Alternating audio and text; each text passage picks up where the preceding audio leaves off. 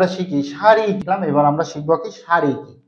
সারি হলো অনুভূমিক রাশি বরাবর যেটা থাকবে, দেখুন এই বরাবর যেটা থাকবে সেটা আমাদের সারি, এই বরাবর যেটা থাকবে সেটা আমাদের সারি, এই বরাবর যেটা থাকবে সেটা আমাদের সারি, যেটা অনুভূমিক ভাবে থাকবে সেটা আমাদের সারি।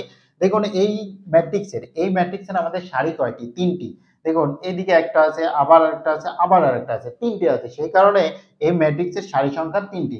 আবার এই ম্যাট্রিক্সের সারি সংখ্যা কয়টি? দেখুন এই ম্যাট্রিক্সের সারি সংখ্যা দুইটি। কেন দুইটি?